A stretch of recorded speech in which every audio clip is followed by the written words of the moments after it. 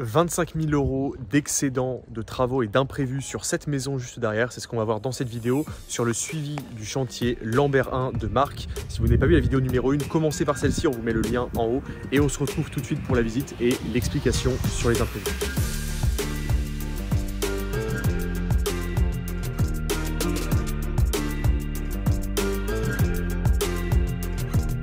Bonjour Marc, alors on se retrouve directement sur ce projet. Est-ce que tu peux nous en parler, nous en dire un peu plus? Avec grand plaisir, salut à tous. Des imprévus comme tu le soulignais, de gros imprévus puisqu'on parle de 25 000 € de travaux d'imprévus sur ce projet Lambert numéro 1. Des imprévus qui sont essentiellement liés à une toiture que j'ai dû complètement remplacer. Donc tu le vois ici, au niveau des tuiles de rive qui sont les tuiles latérales d'une toiture qui ont été changées. J'ai dû refaire toute cette toiture, c'était absolument pas prévu. En fait, on s'est rendu compte au moment de sortir la VMC, on s'est rendu compte que les tuiles étaient poreuses, donc elles cassaient littéralement à la main. Et donc on a pris la décision commune avec mon artisan d'entièrement changer cette toiture. Et ça nous a amené à un deuxième imprévu, c'est que les eaux de pluie n'étaient pas séparées des eaux usées, ce qui est interdit. Et donc j'ai dû faire ce qu'on appelle un puisard pour pouvoir évacuer les eaux de pluie d'un côté et évacuer les eaux usées de l'autre. On va le voir ensemble. Je vais te montrer un petit peu plus dans le jardin ce à quoi ça ressemble. Et donc au final, ce sont près de 25 000 € d'imprévus sur ce projet. Je te rappelle rapidement les chiffres. On était sur un projet acheté à 280 000 €. J'avais prévu à peu près 25 000 € de travaux initialement. On avait 10 000 € de frais entre les frais de notaire, les frais bancaires. Donc on avait un projet qui, au coût global, devait me revenir environ à 315 000 € avec un objectif de revente qui était de l'ordre de 370 000 € et donc une plus-value qu'on estimait à 50 000 €. Là aujourd'hui, on a 25 000 € de plus de travaux. Alors, et donc, on va pas dire tout de suite la solution parce qu'on va en reparler après. On verra si finalement tu vas réussir à gagner de l'argent. Bon, on va vous spoiler un petit peu. La réponse est oui, mais on va en reparler un peu plus tard quand on fera la visite. Et là, on va commencer directement. Je pense que c'est un peu mieux. Avec grand plaisir. Alors, on va faire le tour déjà du terrain. On le rappelle, un terrain qui fait tout le tour de la maison. On rappelle encore une fois qu'on a fait une vidéo numéro 1 qui a été tournée il y a quelques mois et qui est disponible sur la chaîne YouTube. Donc, allez la voir si vous voulez voir le projet avant parce que ça a bien changé. Tu as également repeint la façade, je crois. Tout à fait. Voilà. Oui. Ok, bon, on va commencer. On te suit, Marc. On a travaillé un petit peu l'extérieur. Tu dis la façade. On a également travaillé sur la petite terrasse qu'on a repeinte. Ça coûte strictement rien, c'est quelques centaines d'euros, mais tout de suite, lorsque quelqu'un vient visiter, c'est un peu plus sympa. Je rappelle que ce projet, donc à 650 m² de terrain, c'est un des gros points positifs, que c'est une maison individuelle, c'est un autre point très positif. Et donc on a un jardin très bien exposé en exposition est-ouest, donc ça c'est très important, avec une vue qui est plutôt dégagée, pas de vis-à-vis. Le vis-à-vis latéral de toute façon disparaît lorsque les arbres refleurissent. Donc là on est en sortie d'hiver, donc nul doute que d'ici quelques semaines on ne verra plus rien. Et donc je vous parlais d'un puisard. Un puisard c'est quoi? C'est ni plus ni moins que ça. C'est-à-dire que les eaux de pluie qui descendent par les gouttières ici refaites en zinc pour le coup, arrivent dans ce qu'on appelle un regard là. Et il y a une tranchée en dessous qui amène à ce puisard là, qui est un gros réceptacle en béton. Qui est entouré de gravillons et qui permet d'évacuer les eaux de pluie. Voilà. Très bien. C'est le gros du travaux. Là, bien sûr, j'ai replanté du gazon. Il faut un petit peu de temps pour que ça pousse. Mais on a un bel extérieur. Ça, c'est très, très important avec une exposition est-ouest. Et ça aussi, c'est très important. Bienvenue. Ça y est, donc on est à l'intérieur de la maison. Je te laisse tout présenter un petit peu les changements parce qu'il y a la vidéo avant qui a été vue par les personnes qui nous regardent aujourd'hui.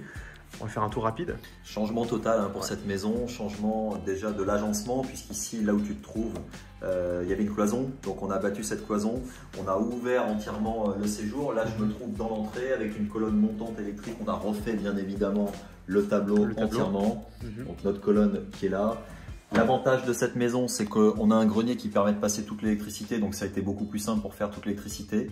On a redoublé tous les murs, on a tout isolé. C'est une maison que j'ai achetée qui était classée G sur les diagnostics de performance énergétique et qui aujourd'hui est en haut de D, je suis limite en C. En refaisant cette isolation, en refaisant également, en passant tout le chauffage en électrique. Donc je suis ravi de ça parce que c'est un vrai outil pour la vente. Donc ici, cette cloison avait été abattue, on a refait un séjour ouvert. Comme d'habitude, pour valoriser le bien, petite décoration. On reste neutre, mais on reste sur quelque chose qui, d'une manière générale, plaît un petit peu à tout le monde. On n'en met pas trop, mais ça permet aux gens de visualiser un petit peu les volumes qu'on a. Je note aussi l'ajout de moulures aussi au niveau des plafonds. Ouais, des petits détails, des petites moulures. On a mis ce qu'on appelle un vertigo. Hein. C'est un luminaire qui a assez tendance, en tout cas au jour où je vous parle. Cuisine intégralement refaite. Donc on a optimisé l'espace. C'est une cuisine qui fait 6 mètres carrés. Elle est équipée désormais. Donc on a entièrement refait ça. Elle bénéficie d'une entrée de lumière, ça c'est toujours bien également. On a fait un petit parti pris là de mettre un papier peint au mur pour un petit peu égayer le tout. Voilà, c'est une cuisine simple, fonctionnelle, ça le fait bien pour ce type de bien. Ok. Derrière cela, bon, on a du rangement, on va pas aller voir les placards. On a un WC, alors là pareil, j'ai un petit peu aménagé ça. Hein, on a posé du papier peint dans ce WC. Donc ce sont des petits détails qui font que les gens aussi apprécient le soin qu'on a pu mettre dans les travaux. La salle de bain qui est devenue une salle d'eau. Donc je te laisse découvrir cela. Donc on avait une baignoire initialement, qu'on a fait sauter, on a entièrement tout carrelé. Ok. On est sur une salle de bain moderne avec tout ce qu'il faut, hein, donc une vasque. On a fait également un emplacement pour la machine à laver. On peut également mettre la machine à laver au sous-sol, on le verra tout à l'heure. Et on a un couloir qui nous dessert 3 chambres, 2 chambres que je dirais 2 chambres enfants qui font 9 mètres carrés, 9-10 mètres carrés sur la droite. Cette chambre-là, l'avantage c'est que la première chambre peut être ouverte sur le séjour, donc on peut récupérer de la place sur le séjour. Et puis là, j'entre moi dans la chambre parentale pour moi, qui est une chambre qui fait à peu près 13 mètres carrés, avec 2 entrées de lumière, donc extrêmement lumineuses. On est plein ouest là ici, donc c'est très sympa. Et on a un petit emplacement également derrière là qui peut être un futur placard. Voilà. Donc là, de la même manière, isolation refaite complète des murs. Les menuiseries n'ont pas été changées, ce sont des menuiseries en aluminium qui avaient été posées il y a moins de 10 ans. Donc là, c'était ok, on n'avait pas besoin de faire quoi que ce soit. Mais tout ce qui est radiateur, électricité, tout ça, ça a été refait entièrement. Ok, est-ce qu'on passe à la surprise de ce bien? Parce que c'est ça qui est intéressant. J'ai hâte. Donc la surprise, tu t'en doutes, on l'avait évoqué un petit peu lors de la première vidéo. La surprise, elle se situe au sous-sol. En dessous de nous, donc, le fameux sous-sol que tu as aménagé. Un sous-sol qui est total. Donc, on a la totalité de la surface. Ce qui est très important sur cette revente, c'est que c'est une maison qui fait à peu près 70 mètres carrés. Et donc, en aménageant le sous-sol, j'ai eu rendez-vous avec la mairie. On a passé ça en surface habitable puisque j'ai des entrées de lumière, j'ai 2,10 m de hauteur, j'ai le chauffage, j'ai même l'eau en bas. Et donc, on a des pièces habitables et d'une maison de 70 mètres carrés, je passe à une maison de près de 140 mètres carrés habitable. Et donc, quand on parlait tout à l'heure d'une augmentation des travaux, on parle aussi d'une forte augmentation de la valeur parce que à la base, tu voulais aménager ce sous-sol, pas forcément en surface habitable. Et là, c'est le cas maintenant. Exactement. Ce qui fait que tu ajoutes 70 mètres carrés de surface habitable à un prix au mètre carré qui est de l'ordre de 3 à 4 000 euros du mètre. Ici. Voilà. Donc on fait le calcul rapidement, 3 000 euros fois 70 mètres carrés. Le calcul est vite fait sur l'augmentation potentielle. Alors évidemment, ça ne vaudra pas autant que ce qu'on a ici, hein, évidemment, parce qu'on est en sous-sol, mais ça a une valeur qui est quand même très importante et c'est là où Marc nous a réservé une belle surprise sur la plus-value, puisque malgré l'augmentation, vous allez le voir que Marc va maintenir, si c'était même peut-être augmenter la plus-value qui avait été prévue au départ. On y va? On y va. Allez, je te suis.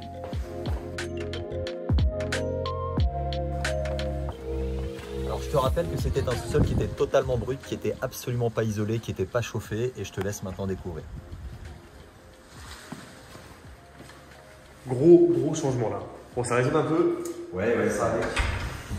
Donc ici, on a tout refait, c'est-à-dire qu'on a refait l'isolation complète, on a refait toute l'électricité, on a refait les plafonds, on a réisolé aussi au niveau des plafonds, ce qui a permis d'améliorer également le DPE. Comme tu le vois, on a mis des spots au plafond.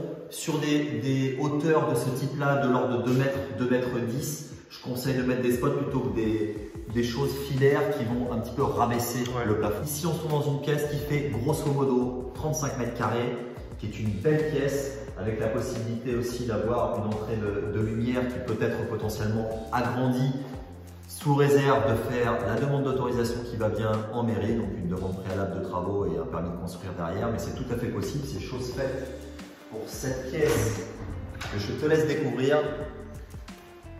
Avec une grande pièce qui peut être une chambre, une salle de sport, une salle de cinéma. Tout à fait. Une vingtaine de mètres carrés sur cette pièce. Comme tu le vois, un radiateur. On a une fenêtre qui est neuve. On donne directement sur le jardin. Donc on n'est pas enterré sur ce sous-sol. Pas enterré du tout, ouais. Pas du tout, pas du tout. Donc ça peut être une salle de sport, ça peut être une salle télé, ça peut être une salle de jeu. Voilà, c'est au libre cours à l'imagination des futurs propriétaires. Et ce qui est intéressant, c'est que ce qui fait aujourd'hui qu'il y a de la valeur dans cette maison, c'est évidemment ce sous-sol aménagé que tu as ajouté, donc tu as créé littéralement de la surface habitable, mais aussi un petit élément que tu vas ajouter lors de la revente qui va te permettre d'augmenter ta plus-value. Bon, on va couper le suspense ici, on va le dire tout de suite. La plus-value, tu l'estimes à également 50 000 € comme lors de la prévision. Simplement, tu vas augmenter ton prix par rapport à la prévision initiale, puisque la toiture neuve a également un avantage pour les futurs propriétaires, tout comme ce sous-sol aménagé que tu as finalement amélioré par rapport à tes plans initiaux. Mais il y a un élément que tu comptes rajouter, on ne va pas en parler ici, c'est un élément qu'on ajoutera pour les membres de Stratégie Empire, parce qu'à chaque fois qu'on fait une vidéo comme ça, pour ceux qui ne le savent pas, qui ne sont pas encore membres de Stratégie Empire, on rajoute toujours une petite vidéo de quelques minutes, voire quelques dizaines de minutes, où on donne des éléments qu'on ne donne pas en public, c'est normal. On les réserve à nos membres. Si vous voulez en savoir plus sur notre stratégie, et notamment sur la formation Stratégie Empire, on vous met un lien juste en dessous déjà.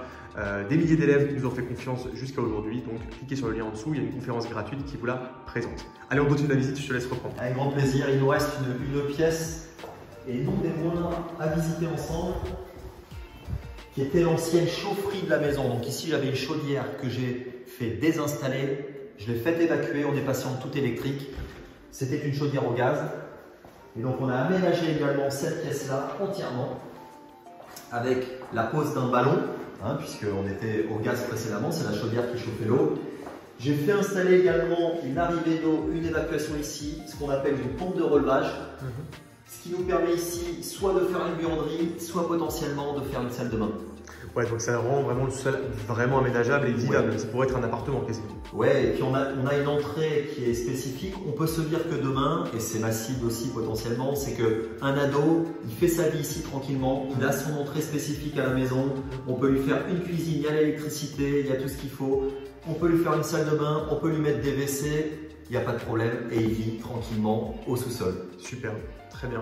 Bah, écoute, je pense qu'on a fait le tour pour cette vidéo. On va, je pense, s'arrêter là. Donc ouais, est-ce que tu peux, avant qu'on finisse cette vidéo, nous donner un petit peu une prévision du prix de vente de cette maison, rappeler rapidement les chiffres et puis le prix de vente de la maison que tu comptes afficher. De toute façon, on vous mettra en update dans les commentaires de la vidéo le prix de vente réel une fois que ça sera signé par un acheteur, en sachant que tu n'as même pas encore commencé à la vendre. Tu la vendras dans pas encore. Ouais. Donc on est sur une acquisition à 280 000 € sous ma structure de marchand de biens, donc avec des frais de notaire réduits de l'ordre de 2,5%.